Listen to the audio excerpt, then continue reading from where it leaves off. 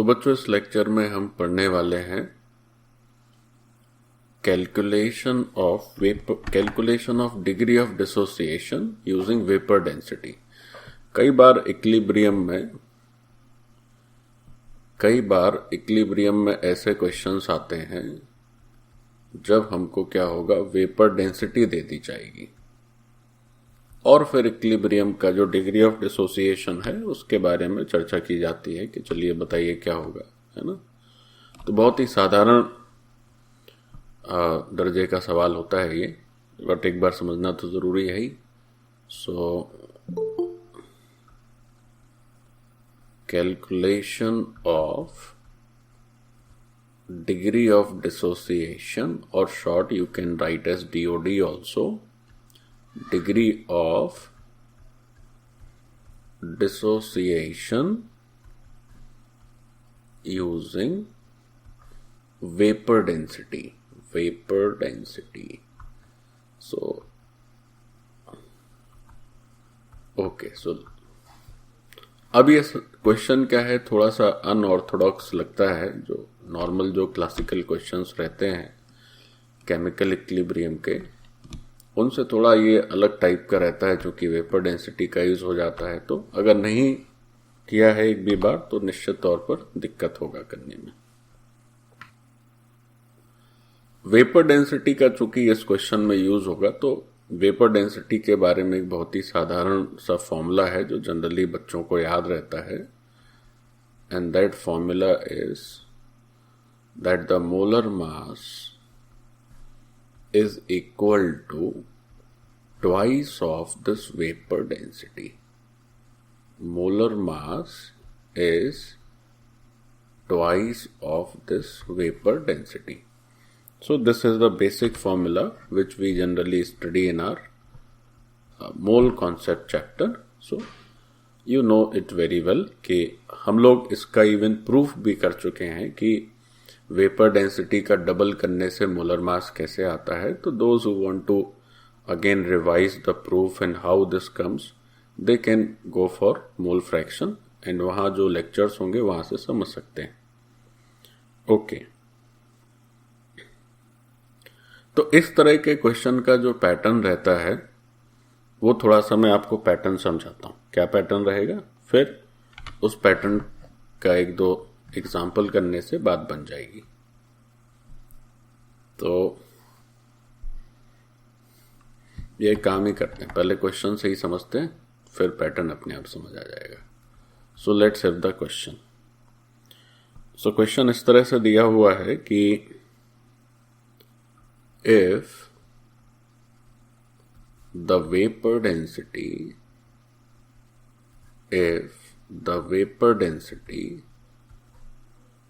for a mixture of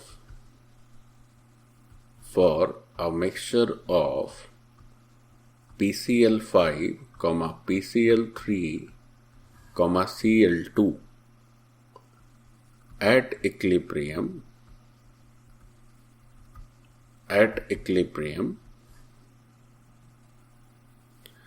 is 92 for the dissociation of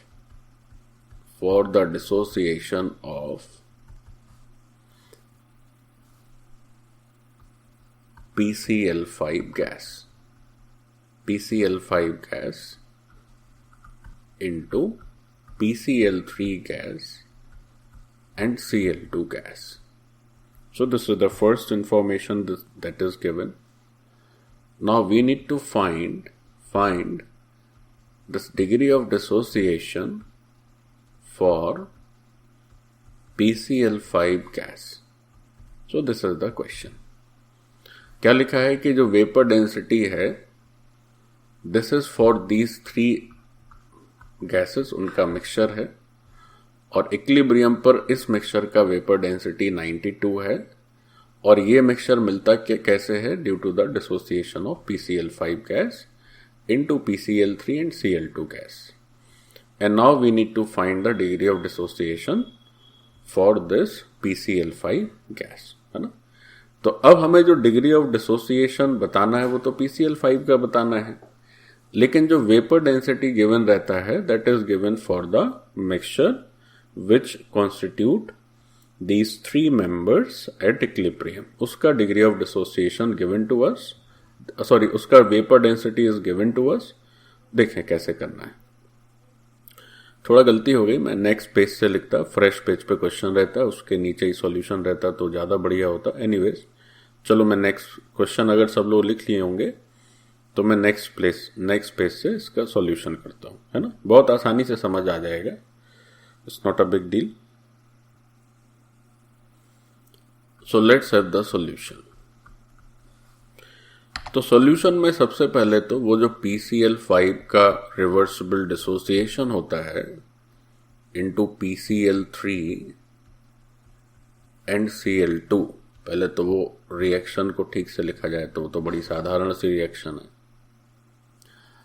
अब हम assume कर लेते हैं कि से initially time t equal to 0 पर हमारे पास PCl5 का मात्र एक ही मोल था और PCl3 और Cl2 दोनों का कोई भी हमारे पास कंटेंट नहीं था। We were having only PCl5। By the time equilibrium arrived, what happened कि PCl5 चूंकि हमने एक ही मोल लिया है, these are the initial moles. अब इसका अगर हम डिग्री ऑफ डिसोसिएशन अल्फा मानकर चलें तो यहां से अगर अल्फा डिसोसिएट हुआ तो ये दोनों भी अल्फा अल्फा बन जाएंगे। So these are the moles at equilibrium, these are the moles at equilibrium. और ये जो अल्फा है यही अल्फा है आपका डिग्री ऑफ डिसोसिएशन, शॉर्ट में DOD भी लिख सकते हैं। Now this degree of dissociation is the term in which we are actually interested कि ये क्या होगा। तब जरा गौर समझें, इस तरह के क्वेश्चन में हमें जो बात मेन याद रखनी है that is the mass conservation during a chemical reaction. शुरुआत में हमने क्या किया कि भाई हमारे पास PCl5 भी था तो उसका कुछ मास रहा होगा और उसका कुछ हिस्सा अब PCl3 और Cl2 में ब्रेक हो गया और कुछ हिस्सा PCl5 भी है। तो ध्यान रखेंगे बच्चों के मोल्स कंजर्व नहीं होते हैं, मोल्स तो रिएक्शन के दौरान बढ़ते घटते रहते हैं, बट मास तो हमेशा ही कंजर्व रहता है, वो तो यूनिवर्सल लॉ है। तो for any chemical reaction mass is always conserve, initial mass is equal to final mass. अब इस रिएक्शन में अगर हम देखें तो शुरुआती जो मास है वो पूरा का पूरा present in terms of PCl5, but at equilibrium situation that mass has been distributed among 3 participants of the reaction which are PCl5, PCl3 and chlorine gas. But initial mass must be equal to the final mass. तो equilibrium पर इन 3 का जो मास है उसको हम add करें तो शुरुआती मास के बराबर आना चाहिए। तो हमें यहां पर करना क्या है, हमें यूज करना है मास कंजर्वेशन। हमें यूज क्या करना है, मास कंजर्वेशन। तो मास कंजर्वेशन में क्या यूज करना है, हमें लिखना होगा कि mass at t equal to 0 is equal to mass at t equilibrium, अब t इक्वल टू 0 पर 1 मोल PCl5 प्रेजेंट है तो number of moles is 1 and we know the molar mass of this PCl5। तो PCl5 का जब आप molar mass calculate करेंगे so it will come, phosphorus का हो जाएगा 31 और क्लोरीन का हो जाता है बच्चों 35.5 और इंटू 5, है ना। सो ये हो गया मोलर मास ऑफ PCl5। ये किसका है बच्चों, ओ सॉरी ये मैंने इंटू कर दिया। अच्छा फॉस्फोरस का 31 ही होता है ना बच्चों? यस ठीक, ओके। तो ये हो गया PCl5 का मोलर मास। अब देखिए, अब यहां वेपर डेंसिटी का उपयोग है। कैसे? हमें बताना है मास एट टी इक्विलिब्रियम। अब इस क्वेश्चन में हमें डायरेक्ट ये दे दिया है कि ये जो आपका मिक्सचर है which constitute PCl3, PCl5 and Cl2, उसका डायरेक्ट वेपर डेंसिटी दे दिया है। तो हम उस वेपर डेंसिटी का यूज करके डायरेक्ट इस मिक्सचर का मोलर मास बता सकते हैं, है ना। ये मिक्सचर कोई प्योर सब्सटेंस तो है नहीं कि एक ही हो, इसमें तीन तीन चीजें हैं। तो पहले तो क्या करते हैं कि मोल्स ऑफ द मिक्सचर लिख लेते हैं इक्विलिब्रियम पर। तो this is 1 minus alpha plus alpha plus alpha. तो ये क्या हो गए? ये हो गया आपका these are the moles of mixture. अब मोल्स पता चल गया मिक्सचर का टोटल कितना है। अब हमें देखना होगा कि इस मिक्सचर का मोलर मास कितना है। तो moles into molar mass is the mass. तो मोलर मास कैसे पता चले? तो क्वेश्चन में वेपर डेंसिटी दे रखी है। वेपर डेंसिटी दे रखी है 92। So if you multiply 92, this 92 is vapor density, और वेपर डेंसिटी इंटू 2 हो जाता है मोलर मास। तो ये मोलर मास किसका हो गया बच्चों? This is the molar mass of mixture directly. तो अगर मिक्सचर के मोल को मिक्सचर के मोलर मास से मल्टीप्लाई कर देंगे तो मिक्सचर का मास आ जाएगा। और ये था केवल यहां पर प्योर PCl5 है ना। So this is PCl5 molar mass. So this is the mass of pure PCl5. Mass of pure PCl5. And this is the mass, थोड़ा सा, and this is the mass of mixture. Mass of mixture. बस. Now you have only one unknown, which is alpha, and you will get it easily. Alpha को solve करना है, बाकी तो कुछ unknown है ही नहीं, तो अल्फा की वैल्यू आसानी से आ जाएगी। अल्फा हम आसानी से प्राप्त कर लेंगे। So using this equation you can get your alpha. जो भी आएगा that is the answer. So the main thing in this question is the mass conservation. और दूसरा ये पता हो कि मास कंजर्वेशन कहाँ कहाँ अप्लाई करना है। तो mass conservation for the same reaction 2 instant पर अप्लाई करना है, एक इनिशियल मोमेंट और एक इक्विलिब्रियम स्टेट। तो इनिशियली जो PCl जो भी होगा, PCl5 हो सकता है, कुछ और भी हो सकता है, तो उसके मोल तो अपने को 1 ही मानकर चलने और सॉल्व कर देना है। तो जो मोलर मास होगा दैट वी कैन कैलकुलेट। तो इनिशियल मास तो आसानी से आ जाएगा। और फाइनल मास में क्या करेंगे? मिक्सचर के टोटल मोल्स कर लेंगे, तो वो मोल्स आ गए। और जब टोटल मोल्स आ जाएंगे उसके बाद क्या करेंगे? Molar mass of the mixture कर देंगे। तो molar mass of the mixture क्या हो जाएगा? 2 इंटू वेपर डेंसिटी। तो क्या हो जाएगा? टोटल मास हो जाएगा मिक्सचर का। और अल्फा की वैल्यू आसानी से कैलकुलेट कर लेंगे। ये तो एक फॉर्म हो गया ऐसे क्वेश्चंस का। कई बार ऐसा भी होता है बच्चों, कई बार ऐसा भी होता है कि यहां पर तो चूंकि हमें पता है कि PCl5 का डिसोसिएशन हो रहा है, कई बार इस तरह से बोलते हैं कि कोई एक अननोन सब्सटेंस है, वो से जैसे एक एग्जांपल लेते हैं कि से हमारे पास A के 10 एटम हैं और उन 10 एटम ने मिलकर एक नया बड़ा मॉलिक्यूल बना दिया। तो इस केमिकल प्रोसेस को नाम दिया जाता है पॉलीमराइजेशन, है ना। Some small elements combine to form a big molecule, then it means it is polymerization. तब A के बारे में पता ही नहीं है कि A का मोलर मास क्या है, तब भी फिर वेपर डेंसिटी के क्वेश्चन आते हैं और फिर हमें डिग्री ऑफ डिसोसिएशन निकालना पड़ता है। जैसे इस क्वेश्चन में क्या हो कि भाई ये पता ही ना हो कि PCl5 है, तो फिर आप मोलर मास कैसे लिखेंगे? और मोलर मास नहीं लिख पाएंगे तो फिर प्योर सब्सटेंस का मास कैसे मिलेगा? भाई मिक्सचर का मोलर मास तो ठीक है मिल ही जाएगा क्योंकि वेपर डेंसिटी दे रखी है, तो 2 इंटू वेपर डेंसिटी करने से molar mass of the mixture आ जाएगा। But total moles of the mixture वो कैसे, टोटल मोल्स प्योर सब्सटेंस के मिलने के लिए प्योर सब्सटेंस का भी तो मोलर मास पता होना जरूरी है ना। तो कई बार ऐसे क्वेश्चन आते हैं बच्चों कि दो वेपर डेंसिटी दी जाएंगी, एक थ्योरेटिकल और एक वेपर डेंसिटी एक्चुअल। तो जो थ्योरेटिकल होगा वो होगा प्योर सब्सटेंस का, जो ये मानकर लिखा जाता है कि देयर इज नो डिसोसिएशन, और जो एक्चुअल होगा या जो ऑब्जर्व वेपर डेंसिटी होगा वो वेपर डेंसिटी होगा मिक्सचर का, अज्यूमिंग द डिसोसिएशन और एसोसिएशन ऑल्सो। देखो उस तरह के भी क्वेश्चन करते हैं, थ्योरेटिकल वेपर डेंसिटी और एक्चुअल वेपर डेंसिटी के वाले।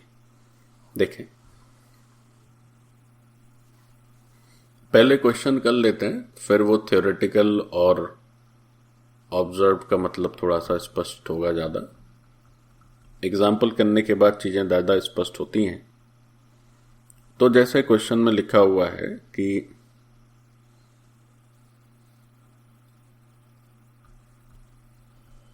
For the given polymerization reaction,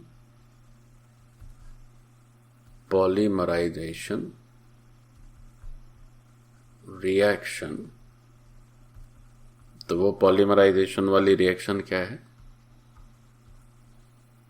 ए के एन एटम्स का कॉम्बिनेशन हो रहा है और हमें मिल जा रहा है ए एन, है ना। So N atoms of A are combining to form a big molecule which is AN. Okay.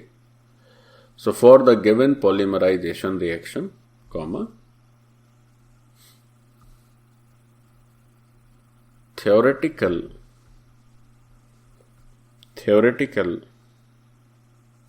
vapor density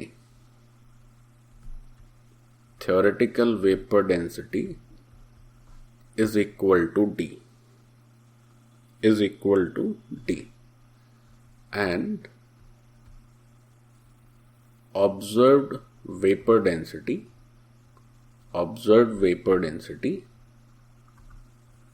is equal to capital D. Full stop. Find degree of polymerization. Find degree of polymerization. So this we need to answer.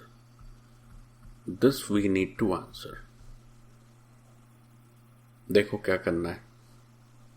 सबसे पहले तो जैसे ये जो degree of polymerization लिखा है, ये भी डिग्री ऑफ डिसोसिएशन ही है बच्चों, है ना। इसका मतलब भी ये हम चलो आगे लिखवा देंगे। डिग्री ऑफ पॉलीमराइजेशन मतलब बस इस रिएक्शन में जो डिसोसिएशन है बस वही बताना है ना। तो पहले कर लेते हैं, फिर पॉलीमराइजेशन क्या होता है वो भी लिख लेंगे और डिग्री ऑफ पॉलीमराइजेशन क्या है वो भी लिख लेंगे। थ्योरेटिकल का क्या मतलब है, ऑब्जर्व का क्या मतलब है, सब पता चल जाएगा। क्वेश्चन करते हैं तो धीमे धीमे सारी बातें स्पष्ट हो जाएंगी। तो सबसे पहले तो ये जो डिग्री ऑफ पॉलीमराइजेशन है, degree of polymerization, this is the degree of dissociation and this is equal to alpha lat. यही अपना डिग्री ऑफ डिसोसिएशन है। अब इस थ्योरेटिकल और ऑब्जर्व ये दो वेपर डेंसिटी का चला मतलब समझते हैं। तो वो जो केमिकल रिएक्शन लिखी है जिसमें N के A एटम्स का कॉम्बिनेशन हुआ और एक बड़ा सा मॉलिक्यूल बन गया जिसको नाम दे दिए AN। Now initially at T equal to 0 assume करते हैं कि हमारे पास 1 मोल ऑफ A है and there is no AN। As this reaction is reversible in nature, so there must be a moment where equilibrium will establish. At that moment of equilibrium, हमने क्या किया कि यहां से 1 माइनस अल्फा रिलीज किए, तो यहां पर आपको अल्फा बाई n लिखना होगा। रीजन, यहां पर n मोल्स है, यहां पर 1 मोल है, तो आपको अल्फा बाई n लिखना होगा। अब जरा ये थ्योरेटिकल और ऑब्जर्व का मतलब समझा जाए। थ्योरेटिकल जो वेपर डेंसिटी है वो हमेशा बच्चों प्योर सब्सटेंस के लिए रहती है। तो ये माना गया कि भाई ये जो A है वो सीधा सीधा AN में पूरा पूरा कन्वर्ट हो गया होगा। तो A की ही वेपर डेंसिटी दे दी D। लेकिन दरअसल ऐसा तो होता नहीं है कि A 100% AN में कन्वर्ट हो जाए, उसका कुछ हिस्सा AN में कन्वर्ट होगा। चूंकि क्या है, ये रिवर्सिबल रिएक्शन है। तो अगर इसका डिसोसिएशन अल्फा है तो उस अल्फा डिसोसिएशन के चलते ही तो AN का फॉर्मेशन हुआ। इसीलिए इस डिग्री ऑफ डिसोसिएशन को हम लोग डिग्री ऑफ पॉलीमराइजेशन बोल सकते हैं। इस अल्फा के चलते ही तो AN बना, तो इसी को हम लोग डिग्री ऑफ पॉलीमराइजेशन भी बोल सकते हैं। ठीक, अच्छा, अब यही अपने को बताना है। तो जो theoretical vapour density small d है वो दरअसल इस A के लिए है जो कि शुरुआती दौर में प्रेजेंट था, और जो ऑब्जर्व्ड वेपर डेंसिटी है वो जब इक्विलिब्रियम पर ओवरऑल मिक्सचर देखा गया तो उसके लिए वेपर डेंसिटी है। सो अगर हम ऐसे कहें कि भाई for this system molar mass of pure A, so what would be your answer? Your answer would be 2 into small d. And if you are asked about molar mass of mixture at equilibrium, molar mass of mixture at equilibrium, then your answer would be 2 into capital D. बस यही फर्क है। ये जो theoretical vapour density है ये मानकर लिखी जाती है that there is nothing type of dissociation, तो केवल A ही है, A ही पूरा पूरा बदल गया AN में। तो ये प्योर A का वेपर डेंसिटी है, तो प्योर A का मोलर मास पता चल गया, और ये मिक्सचर का वेपर डेंसिटी है तो मिक्सचर का मोलर मास पता चल गया। अब हमें A के बारे में, जैसे पिछले क्वेश्चन में PCl5 था, तो पता था कि PCl5 में एक एटम फॉस्फोरस का है, 5 एटम क्लोरीन के हैं, तो हम उसका आसानी से मोलर मास निकाल पा रहे थे। यहां तो A के बारे में कुछ पता नहीं है, तो हमें जब मास कंजर्वेशन को यूज करना होगा तो दोनों साइड के मोलर मास नहीं जानेंगे तो कैसे पता करेंगे। तो इसलिए यहां पर थ्योरेटिकल और ऑब्जर्व दो तरह की वेपर डेंसिटी गिवन रहती है। अब तो बस टूट जाएगा चटाचट, देखो कैसे। Now just one more step of mass conservation and we will have the answer. So mass conservation. तो मास कंजर्वेशन में फिर से वही करेंगे हम लोग कि mass at t equal to 0 is equal to mass at t equilibrium. अब बस वैल्यूज लिख लेते हैं। तो मास बताना है, so mass is number of moles. तो इनिशियली केवल PCl5 ही था, सॉरी इनिशियली केवल A के ही 1 मोल हमने लिए थे, और A का जो मोलर मास है, सॉरी A का जो मोलर मास है वो हो जाएगा 2 इंटू द वेपर डेंसिटी। तो ये वेपर डेंसिटी वो लेंगे जो प्योर A के लिए दी है, विच इज थ्योरेटिकल। और इक्विलिब्रियम पर अगर हमें मास चाहिए तो पहले इक्विलिब्रियम के मोल्स लिख लेते हैं। सो दिस इज 1 माइनस अल्फा और अल्फा बाई n। तो ये हो गए मोल्स ऑफ द मिक्सचर, और उसके बाद मिक्सचर का molar mass which is 2 into capital D। बस अब अल्फा की वैल्यू सॉल्व कर लेते हैं। तो both 2 will get cancelled, small d by capital D minus 1, this is equal to alpha 1 by n minus 1. So your degree of polymerization or degree of dissociation, this is equal to small d by capital D minus 1 divided by 1 by n minus 1. So this is the answer. This is the answer.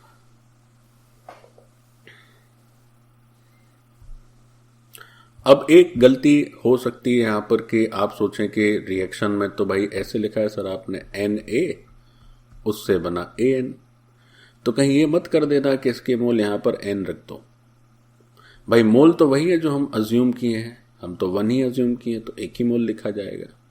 फिर 1 minus alpha, alpha by N, तो जो mixture के mole होंगे that would be 1 minus alpha plus alpha by N, तो इसी तरह से लिखना है। सो दैट्स ओवर, ये क्वेश्चन समाप्त हो गया। अब थोड़ा पॉलीमराइजेशन के बारे में जरा लिख लेते हैं 2 लाइन, क्या होता है। चलिए थ्योरेटिकल वेपर डेंसिटी एक्सप्लेन कर दिए। थ्योरेटिकल का मतलब होता है जब डिसोसिएशन ना हो तब की वेपर डेंसिटी, और ऑब्जर्व हो जाता है जब डिसोसिएशन हो जाए उसके बाद का वेपर डेंसिटी। इसको लिखवा देते हैं। अच्छा चलो मैं लिखवा देता हूं। अब देखिए बच्चों, यहां पर 2 वेपर डेंसिटीज का यूज हुआ है, तो इसके बारे में चाहे तो लिख लेते हैं थोड़ा सा, है ना, ध्यान में बना रहेगा कि एक है थ्योरेटिकल वेपर डेंसिटी और एक है आपका observed vapour density. Observed vapour density, तो थ्योरेटिकल वेपर डेंसिटी का मतलब आप सिंपल सा ऐसे याद रखिए कि ये वेपर डेंसिटी है when there is no dissociation, है ना, तब की वेपर डेंसिटी। और ये वेपर डेंसिटी तब की बात है जब डिसोसिएशन के बाद इक्विलिब्रियम आ जाता है, यानी ये मिक्सचर की वेपर डेंसिटी होती है। So it is for pure substance. Pure substance, pure substance का मतलब होता है बिफोर डिसोसिएशन। जब तक डिसोसिएशन नहीं हुआ है तभी तक ना वो एक ही है, इकलौता है। डिसोसिएशन हो जाएगा फिर तो मिक्सचर हो जाएगा। And this observe it is for mixture. Mixture मतलब after dissociation, and it is mixture, generally it is for mixture at equilibrium। ऐसे क्वेश्चन में जो ऑब्जर्व होगा, भाई रिएक्शन तो तब तक मूवमेंट करती रहेगी जब तक इक्विलिब्रियम नहीं आएगा, तो इक्विलिब्रियम आएगा उसी का ऑब्जर्वेशन फाइनल माना जाएगा। So this is for after dissociation and this is for before dissociation.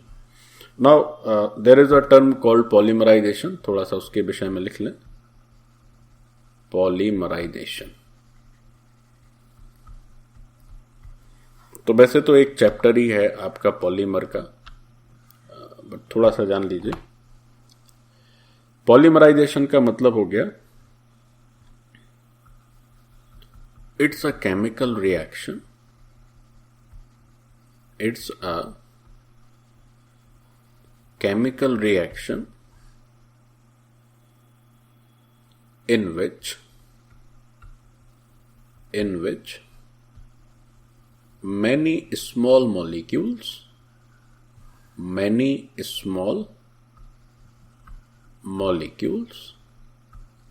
of same type, है ना, combine to form a bigger molecule. This is all about the polymerization। और इस रिएक्शन का ही जो DOD है, इसे हम बोल सकते हैं that this is degree of polymerization। This is degree of polymerization। हो गया। एक आखिरी कर लेते हैं वेपर डेंसिटी पर क्वेश्चन, तो ये पार्ट एकदम पक्का हो जाएगा अपना, है ना। सो ऐसा करते हैं कि अब उल्टा कर देते हैं। AN जो है उससे अपने को Na बनाना है। अच्छा, ये रिएक्शन गिवन है, इस रिएक्शन का DOD हमें बताना है क्या होगा, और क्या क्या गिवन है। गिवन है हमारे पास theoretical vapor density। So this is small d and observed vapor density, this is capital D. Okay, so let's do this. कितना आसान. अब ये पॉलीमराइजेशन का उल्टा हो गया, डीपॉलीमराइजेशन हो गया. तो अब इसमें क्या होगा जरा गौर करिए. फिर से मैं रिएक्शन लिख दे रहा हूं, AN और उससे बनता है Na. तो एट इनिशियल मोमेंट मान लेते हैं कि अपने पास 1 मोल ऑफ AN था और कुछ भी A नहीं था. Bye the time equilibrium is established तो कुछ हिस्सा डिसोसिएट हुआ. तो अब अगर यहां से अल्फा डिसोसिएशन हो रहा है तो जो A बनाओगे आप वो N अल्फा होगा. वो क्या होगा? N alpha. तो शुरुआती जो मोल्स हैं वो तो केवल एक ही हैं, लेकिन जो मिक्सचर है उसके मोल्स देखेंगे आप तो अब आ जाएंगे 1 minus alpha plus N alpha. तो at T equal to 0 total moles are 1 plus 0 which is 1 only. But at T equilibrium total moles are 1 minus alpha plus N alpha. So these are the total moles at equilibrium. So these are the total moles of mixture. उसके बाद molar mass अगर AN का पूछा जाए तो आप अगर pure AN का ही मोलर मास बताना है तो थ्योरेटिकल वेपर डेंसिटी का यूज करेंगे, क्योंकि थ्योरेटिकल वेपर डेंसिटी का मतलब ही होता है डिसोसिएशन के पहले की अवस्था. और अगर मोलर मास मिक्सचर की बात की जाए, molar mass of mixture at equilibrium, तब ये क्या हो जाएगा बच्चों? Then it would be 2 into capital D. 2 into capital D. बस अब इतनी बात हो गई. अब मास कंजर्वेशन यूज कर लेते हैं. अब तो बस लास्ट ही पार्ट बचा हुआ है, मास कंजर्वेशन. देखो मास कंजर्वेशन क्या कहेंगे. अब मैं डायरेक्ट ही लिख दे रहा हूं, T इक्वल टू 0 पर टोटल मास. तो T इक्वल टू 0 पर total moles into molar mass. So at T equal to 0 चूंकि हमारे पास प्योर AN था तो उसी को लिख दिए. So this is mass at T equal to 0. और T इक्वल टू 0 पर जो भी मास आया है that is due to pure AN. अब हम देखेंगे मास एट इक्विलिब्रियम. तो इक्विलिब्रियम पर total moles. So this is 1 minus alpha plus N alpha. So these are the total moles. और मिक्सचर का molar mass, so molar mass is 2 into capital D. So this is mass of equilibrium mixture और T equilibrium. ध्यान रखिए. अच्छा एक बात और, ये जो ऑब्जर्व्ड वेपर डेंसिटी है ये इक्विलिब्रियम के लिए ऑब्जर्व्ड वेपर डेंसिटी है बच्चों, क्योंकि अगर इक्विलिब्रियम नहीं होगा तो ये मोल्स डेफिनेटली अलग हो जाएंगे. तो उस मिक्सचर का जो कॉन्फ़िगरेशन है बदल जाएगा. अभी जितना हिस्सा AN है और जितना हिस्सा A है वो इक्विलिब्रियम के अलावा किसी और मोमेंट पर अलग हो सकता है. तो वो नया मिक्सचर बन जाएगा, उसमें कंस्टिट्यूएंट की हिस्सेदारी अलग हो जाएगी, तो मोलर मास भी अलग हो जाएगा. तो ये जो थ्योरेटिकल वेपर डेंसिटी है ये तो प्योर AN का ही है, तो ये तो हमेशा एक ही होगा. लेकिन जो ऑब्जर्व्ड वेपर डेंसिटी है वो अलग अलग मोमेंट पर अलग अलग होगा. क्यों? क्योंकि अगर इक्विलिब्रियम आ गया तब तो ठीक है. इक्विलिब्रियम के पहले मान लीजिए हमने मिक्सचर की वेपर डेंसिटी चेक कर ली, तो अभी जो वेपर डेंसिटी दिख रही है वो नहीं आएगी, कुछ और आ जाएगी. क्यों? तब अलग अलग मतलब तब रेशियो अलग हो जाएगा, तो मोलर मास अलग हो जाएगा. एनीवेज बस हो गया. अब हमें क्या चाहिए? अल्फा की वैल्यू चाहिए. तो 2 and 2 आर कैंसल्ड और अल्फा हो जाएगा, मैं डायरेक्ट ही लिख देता हूं, अल्फा हो जाएगा बच्चों small d by capital D -1 divided by n -1. This is the final answer for your degree of dissociation. तो अब इस तरह के क्वेश्चन अगर हमारे सामने आते हैं जिसमें हमें डिग्री ऑफ डिसोसिएशन को यूज करके अल्फा की वैल्यू बतानी है, तो we can do them very very easily, within a fraction of minute you can answer. अभी तो चूंकि हम लोग समझ रहे थे तो सब कुछ लिख दिया मैंने ताकि आपको ध्यान में बना रहे, अदरवाइज आप सीधे बस इतना ध्यान रखना है कि टोटल मोल्स इक्विलिब्रियम पे सही लिखो, क्योंकि ये इक्विलिब्रियम के टोटल मोल्स हैं, ये सही लिखना है। इनिशियल तो एक ही लेना है, तो 1 into pure molar mass is equal to total moles of mixture into mixture का मोलर मास। बस हो गया, एक लाइन में आंसर।